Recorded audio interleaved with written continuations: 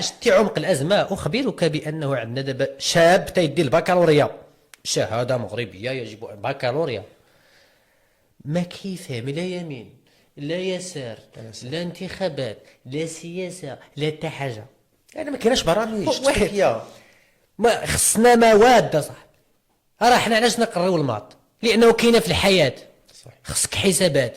علاش نقراو الفيزيك؟ لانه كاينه في الحياه. علاش نقراو التربيه؟ كاينه في الحياه. علاش عباد الله تنقراو القانون؟ لانه كاين في الحياه.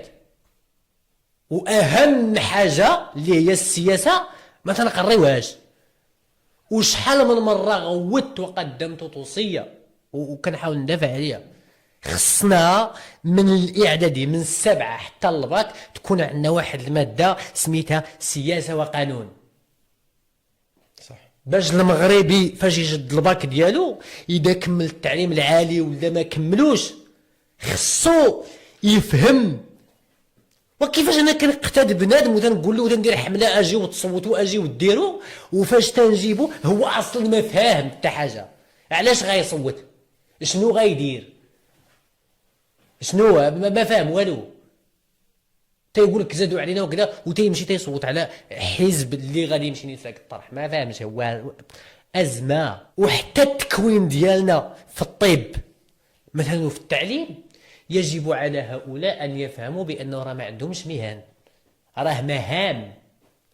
راه الطبيب هو سوبرمان الحقيقي ديال هو من ينقذ الارواح حقيقه، بعيدا عن الافلام وداك الشيء. راه انت بطل خارق الشريف.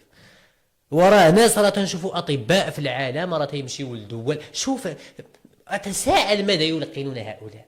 اتساءل هل يطرح الجانب الاخلاقي؟ اتساءل هل يطرح انه واجب وكذا وكذا؟ واش تيطرح ولا ما كيطرحش؟